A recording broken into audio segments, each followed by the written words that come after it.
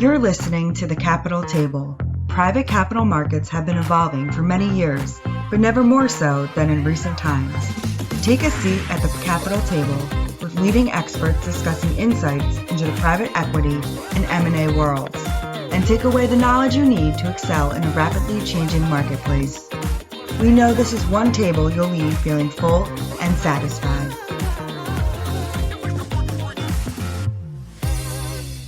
Hello, everyone. Thanks again for joining us on the Capital Table. This is Steve Brady, partner and market leader of Witham's transaction advisory practice. Excited today to talk about healthcare M&A, and certainly one of the more active and important sectors throughout the M&A community. So excited to have joining with me Mike Ritchie, who is our leader at Witham of the healthcare segment of the transaction advisory practice. So Mike, welcome. Yeah, thanks, Steve. I'm excited to talk about healthcare M&A and the latest trends we're seeing. Yeah, lots going on, and certainly, I think overall, Mike, we saw the M&A market slow down over the past year, stating the obvious. But how did healthcare perform in this market, and did healthcare see this same slowdown we saw in other sectors?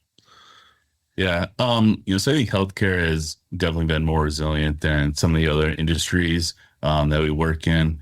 There's still, if we go back to,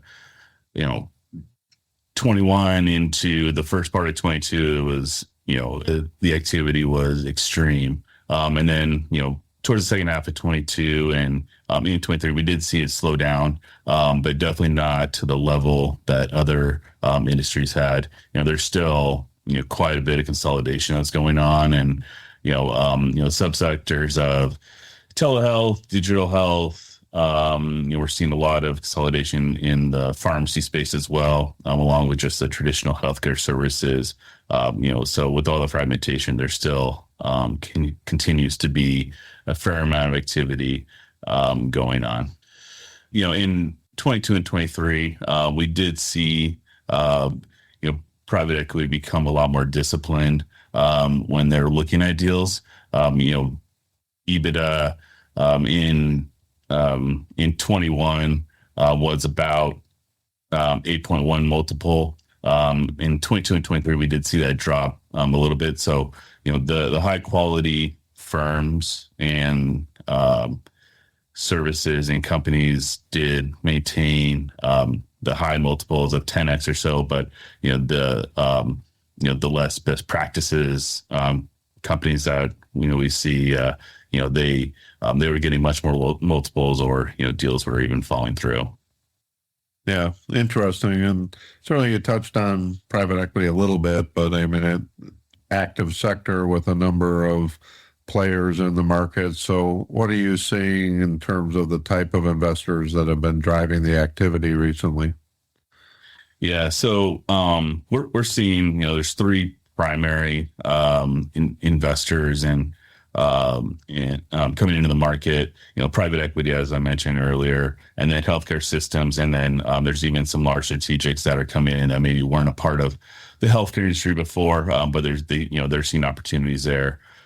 So with private equity, they're seeing a lot of focus on the telehealth, the health tech, pharmacy, and along with just the continued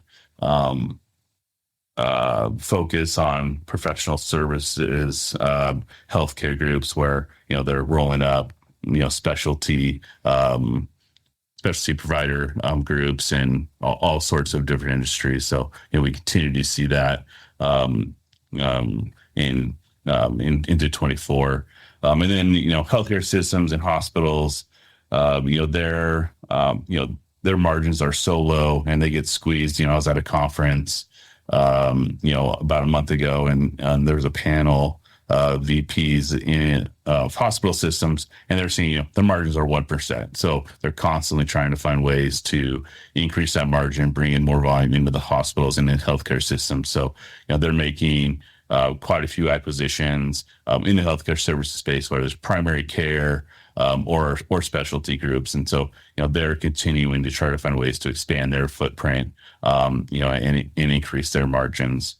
And then with the large strategics, there was in 2022, Amazon bought One Medical, and then Mark Cuban started up a pharmacy distribution company that is trying to get lower costs to the consumers. And so those are just a couple examples of some non-traditional large companies that are trying to get access to the healthcare market. So we're continuing to see more and more of that happen. Along with especially in the technology space too.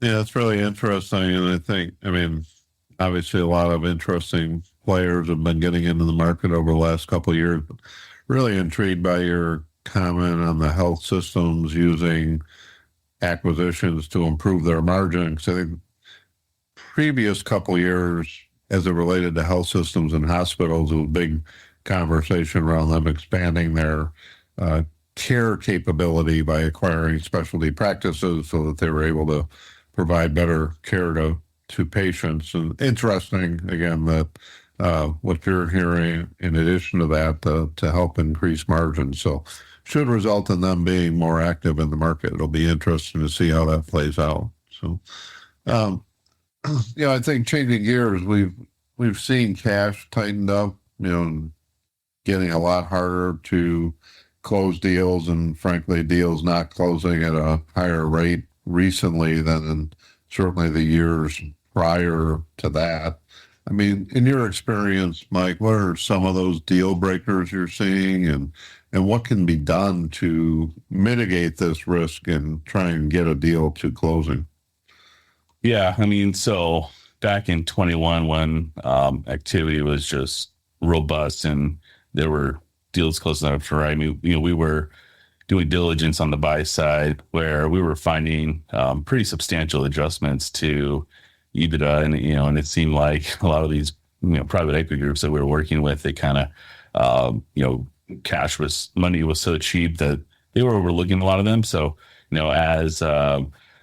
as cash is tightened up and as money's gotten more expensive, we're now seeing a lot more hesitancy across the board with PEs pulling the trigger on deals and closing them when we're finding the same issues that we were seeing in 21. I mean, so a lot of times what we see, especially in the healthcare services, for example, when we're looking at billing data, if there's a company who's on an old EMR system or their billing system's not up to date and they have trouble producing reports where, we can't match up and get comfortable with the numbers, that's really the number one issue that we're seeing, that can cause a deal to not go through. And in addition to that, if the accounting's not up to date, if you're on the sell side and we're coming in on the buy side to support, and you're presenting EBITDA of X amount of dollars, and there's we start finding things, here and there, and they start to add up. It gives a lot of pause to the private equity groups, or a buyer who's coming in, as to what those, how good those numbers really are. So with that, we spend about half our time on the buy side and sell side.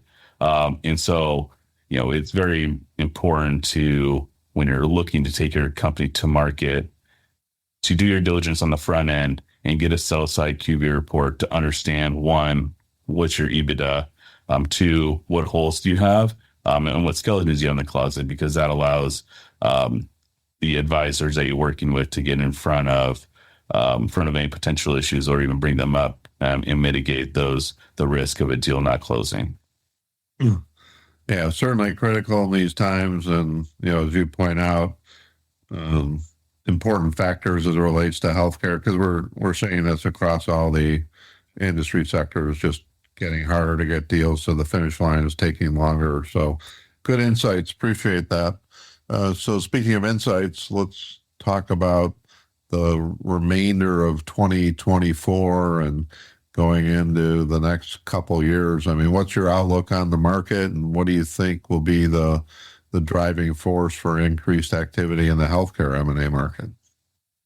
Yeah, so 2024 is, it's off to a good start. We are seeing an uptick in activity, especially on the sell side. So, generally that leads to, an anticipation of, a lot more activity a few months down the road. I read an article the other day. I can't remember what it was, but, there was a survey taken of healthcare executives, and about 80% of them, expect that the M&A market for healthcare to either remain at 23 levels or increase. So there's some optimism there. I think the key that everyone is waiting for is there's a lot of portfolio companies that the private equity has that have not sold in several years now.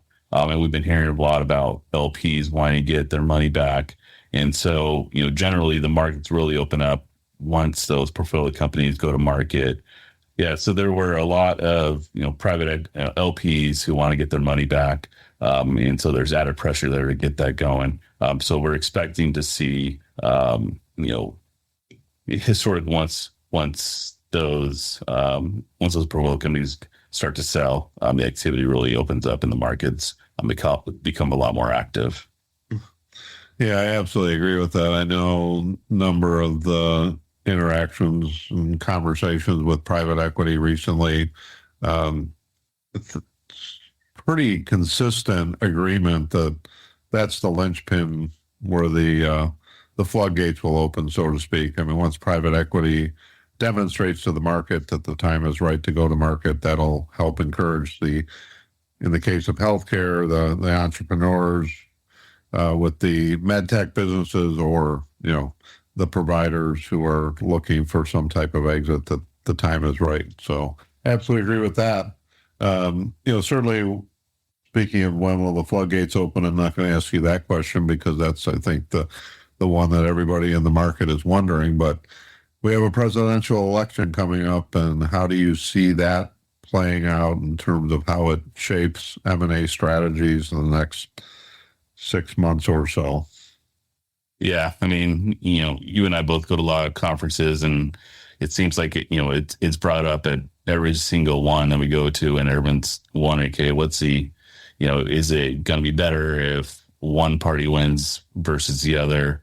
And I've listened to quite a few presentations on this too. And, the consensus is that unless there's a significant policy that a candidate is going towards, such as, Obamacare, back when he was running, there's really, at the end of the day, there's not much of a change in the M&A activity between whichever candidate wins. I mean, there's a lot of speculation. People like to do it for political reasons, but at the end of the day, there's generally not a big, there's not a big shift in policy, and it's not going to impact the markets. And these things take a long time, to develop.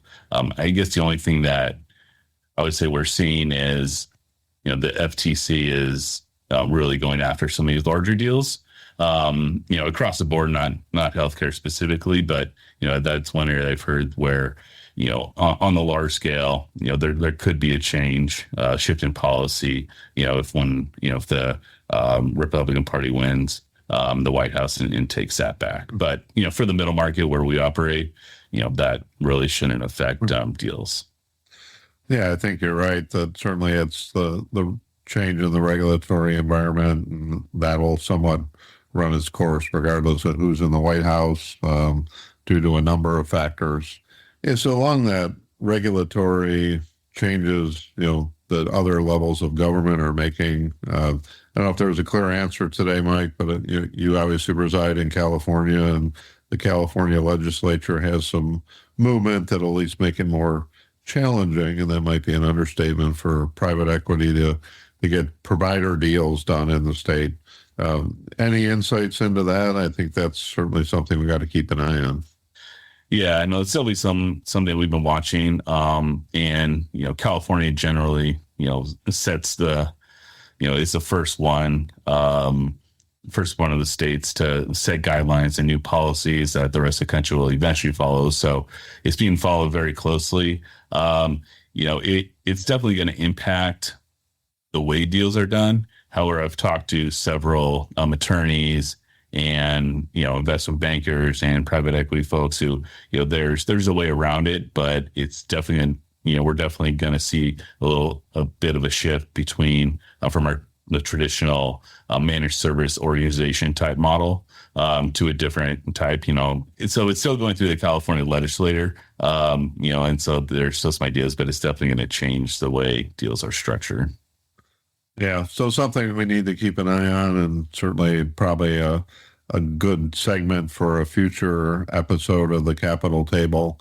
One additional comment on that I've heard is that it seems to be getting bipartisan support in California, maybe not broad bipartisan support, but at least some on the other side of the aisle. So it'll be interesting. We'll keep an eye on that to our audience.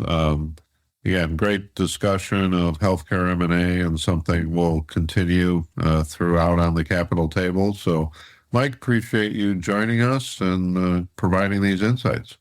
Yeah, thanks, Steve. Appreciate you for having me. All right, to our audience, we thank you for joining us, and we look forward to talking again in another edition of the Capital Table. Thank you. You've been listening to the Capital Table. For more information, please visit withum.com. Thank you for listening.